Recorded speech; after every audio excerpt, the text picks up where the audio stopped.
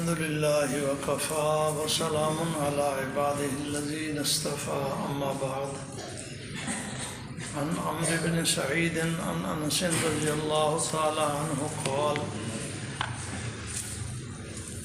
ما رأيت أحدا كان أرحم بالعيال من رسول الله صلى الله عليه وسلم.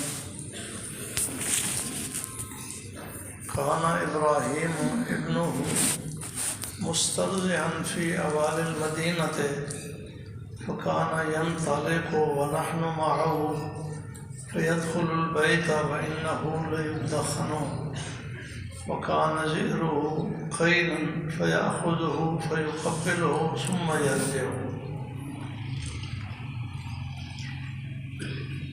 جناب انس رضی اللہ تعالیٰ عنہ فرماتے ہیں ہم نے کسی کو نہیں دیکھا جو اپنے اہل و عیال پر زیادہ مہربان ہو حضور صلی اللہ علیہ وسلم سے زیادہ. سبحان اللہ. سب سے زیادہ آپ اپنے اہل و عیال پر مہربان تھے. پھر ایک واقعہ ذکر کیا. آپ کے بیٹے تھے جناب ابراہیم کہ اوالی مدینہ میں دودھ پینے کے لیے کسی کے حوالے کیے ہوئے تھے. کہتے ہیں کہ ایک دفعہ حضور گھر سے چلے، ہم بھی حضور کے ساتھ ساتھ چلے گئے. حضور اس گھر میں داخل ہوئے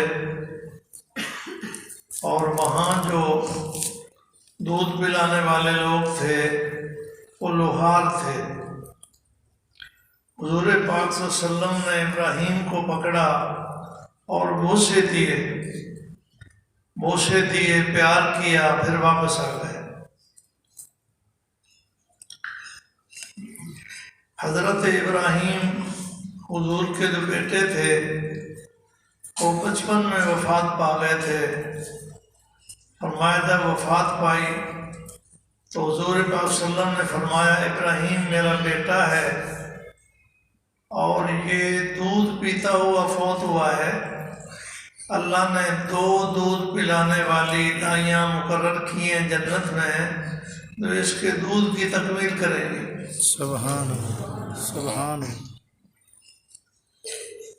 عن علی رضی اللہ تعالی عنہ ان یہودیا کان یقال له فلان حبر كان له على رسول الله صلى الله عليه وسلم دنانير فتقاضى النبي صلى الله عليه وسلم فقال له يا يهودي ما عندي ما آتيتك قال فإني لا أفارقك يا محمد حتى تؤتيني فقال رسول الله صلى الله عليه وسلم إذن أجلس معك فجلس معه فصلى رسول الله صلى الله عليه وسلم الظهر والعصر والمغرب والعشاء الآخرة والغداة. حضور پاک صلی اللہ علیہ وسلم کے حلم اور صبر اور اعلیٰ اخلاق کا ایک واقعہ بیان کر رہے ہیں. حضرت علی کہتے ہیں یہودی تھا، اس کا نام بتایا کہ فلان اس کو کہا جاتا تھا. حب کہتے ہیں بڑے عالم کو، یہ یہودیوں کا بڑا عالم تھا.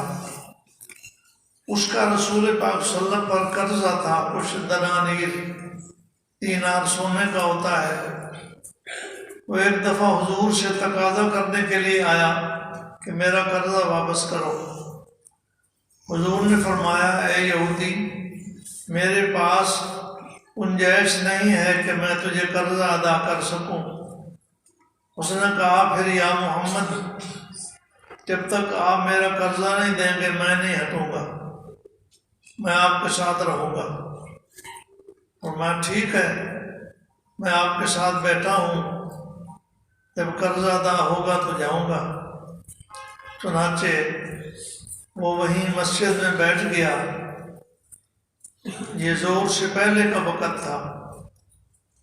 حضور پاک صلی اللہ علیہ وسلم نے ظہر کی نماز بھی وہیں پڑھی، عصر کی نماز بھی پڑھی، मगरिब की नमाज भी पढ़ी, इशा की नमाज भी पढ़ी, यहाँ तक कि सुबह की नमाज भी पढ़ी। अल्लाह अकबर। ना हुजूर वहाँ से गए, ना यहूदी ने जान छोड़ी, वो साथ साथ रहा, क्योंकि उस वक़्त कर्जा लेने वालों का यही तरीका था कि वो साथ साथ रहते थे वसूल करने के लिए। हुजूर ने 5 नमाजें वहीं मस्जिद में पढ़ी। जब सहाबा किराम ने देखा भाई ये यहूदी हुजूर को तंग कर रहा है, हुजूर के पास गुंजाइश नहीं है, उन्होंने उसको डांटा। उन्होंने कहा तू क्यों गले पड़ गया है, तू जाता क्यों नहीं है?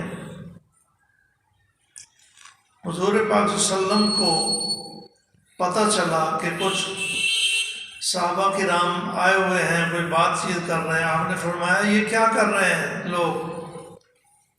लोगों ने कहा या रसूल अल्लाह, यहूदी ने आपको कैद किया हुआ है, महबूस किया हुआ है, तो ये उसको डांट रहे हैं। हुजूर ने फरमाया मेरे रब ने मुझे मना किया है कि मैं किसी मुआहिद के साथ ज़्यादती करूँ। ये यहूदी जो था, ये ज़िम्मी था, ने कहा कि मैं मुआहिद के साथ ज़्यादती नहीं कर सकता, इसको कुछ न कहो, इसे हक अपना लेना है, ये बेटर है। जब दिन चढ़ गया, दूसरा दिन आ गया, सुबह की नमाज के बाद दिन भी निकल आया, तो यहूदी ने कहा अशहदु अल्ला इलाहा इल्लल्लाह व अशहदु अन्नका रसूलुल्लाह। उन्होंने कहा या रसूल अल्लाह, मैं गवाही देता हूँ कि अल्लाह एक है और आप अल्लाह के रसूल हैं। सुभान अल्लाह। और मेरा आधा माल अल्लाह के रास्ते में है, और मैंने जो आपके साथ ये मामला किया है, मैं असल में आपकी सिफत को देखना चाहता था जो मैंने तौरात में पढ़ी थी। अल्लाह अकबर। तौरात में मुझे पता चला था कि ये नबी बड़े हौसले वाला है और ये किसी पर ज्यादती नहीं करता, तो मैं देखना चाहता था कि वाक़ईतन वो सिफत आप में है या नहीं। मैंने उस सिफत का मुशाहदा कर लिया। अब मैं गवाही देता हूँ आप अल्लाह के रसूल हैं। वहाँ किताब के अंदर लिखा हुआ था तौरात में कि मोहम्मद अब्दुल्ला के बेटे होंगे, उनकी पैदाइश मक्का में होगी, उनकी हिजरत मदीना की तरफ होगी और उनकी ममलिकत शाम तक होगी। ना वो सख्त मिजाज होंगे, ना बाजारों में शोर मचाएंगे, ना फोश गोई करेंगे, ना कोई बुरा कलमा पढ़ेंगे, जुबान से निकालेंगे। तो मैंने ये सारी चीज़ों का मुशाहदा कर लिया है। अब ये मेरा माल आपकी खिदमत में हाजिर है। ये बड़ा मालदार था, यहूदी बड़े मालदारों में से था। कहा ये मेरा माल हाजिर है, आपको इजाज़त है, जहाँ आप खर्च करना चाहें इसको कर सकते हैं। अल्लाह अन अब्दुल्लाह इब्न अबी औफा रज़ियल्लाहु ताला अन्हु क़ाल कान रसूलुल्लाह सल्लल्लाहु अलैहि वसल्लम युक्सिरु ज़िक्र व युक़िल्लु लग़्व व युतीरु सलात व युक़स्सिरु ख़ुतबा ला यअनफ़ु अन यमशिया मअल अर्मिलति वल मसाकीन फ़यक़ज़ी लहुल हाजा। अब्दुल्ला इब्न औफा कहते हैं कि रसूल पाक सल्लल्लाहु अलैहि वसल्लम ज़्यादा वक़्त ज़िक्र में गुजारते थे, दुनिया की बातें बहुत कम करते थे, ज़रूरत की बात करते थे, बाकी ज़्यादा ज़िक्र में वक़्त गुजारते थे।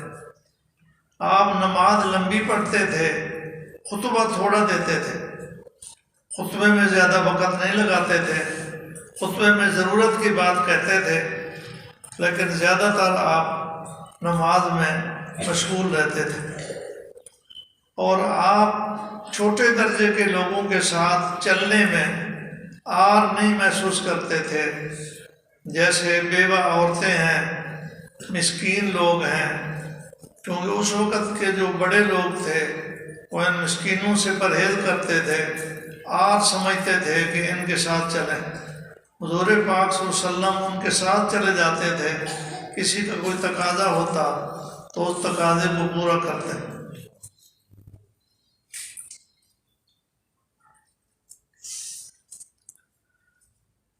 عن علی ان ابا جہل کان للنبی صلی اللہ علیہ وسلم انا لا نکذبک ولکن نکذب بما جئت به فانزل اللہ تعالی فیہم فانہم لا یکذبونک ولکن الظالمین بآیات اللہ یجحدون۔ حضرت علی کہتے ہیں کہ ایک دن ابو جہل حضور کو کہنے لگا کہ اے محمد، ہم آپ کی تکذیب نہیں کرتے، آپ تو سچے آدمی ہیں، لیکن جو کچھ آپ لے کر آئے ہیں نا، ہم اس کی تکذیب کرتے ہیں۔ قرآن پاک کی ہی آیت اتر آئی کہ یہ لوگ آپ کی تکذیب تو نہیں کرتے، لیکن یہ ظالم لوگ ہیں کہ اللہ کی آیات کا انکار کرتے ہیں۔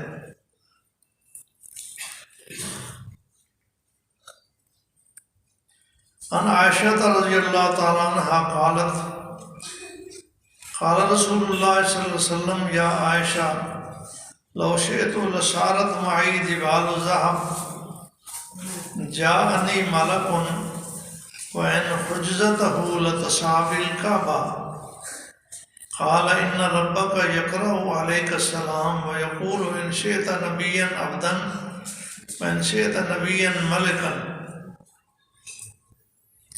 فنظرت إلى جبرائیل علیہ السلام فأشار إلى أن ضع نفسك۔ اماں فرماتی ہیں کہ رسول پاک صلی اللہ علیہ وسلم نے ایک دن ارشاد فرمایا، اے عائشہ، اگر میں چاہوں تو یہ پہاڑ سونے کے بن کر میرے ساتھ ساتھ چلے۔ ایک فرشتہ میرے پاس آیا جس کا اتنا بڑا قد تھا کہ وہ کمر تک کعبے کے برابر چلا گیا، آدھا فرشتہ کعبے کے برابر ہو گیا۔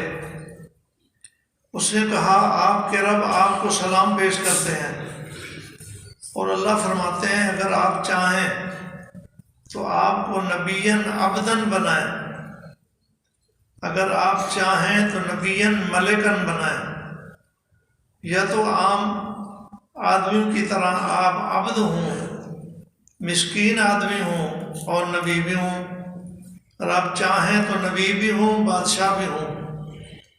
میں نے مشرق کے لیے جبریل کی طرف دیکھا، انہوں نے کہا تواضع اختیار کرو۔ تو حضور پاک صلی اللہ علیہ وسلم نے فرشتے کو ارشاد فرمایا کہ میں نبیًا عبداً بننا چاہتا ہوں، میں نبیًا ملکاً نہیں بننا چاہتا۔ اس کے بعد حضور پاک صلی اللہ علیہ وسلم کی اپنی ساری زندگی عاجز بندوں کی طرح گزرتی تھی، کبھی اوٹ لگا کر کھانا نہیں کھایا، ایسے کھاتے تھے جیسے غلام کھاتا ہے، ایسے بیٹھتے تھے جیسے غلام بیٹھتے ہیں۔ غلام چونکہ اس معاشرے کے چھوٹے لوگ شمار ہوتے تھے، ان کا بیٹھنا اٹھنا عام لوگوں سے زیادہ تواضع میں ہوتا تھا، تو آپ غلاموں والے طریقے کے مطابق بیٹھتے اٹھتے اور کھانا بھی کھاتے، بادشاہوں کی طرف نہیں بیٹھتے اٹھتے تھے۔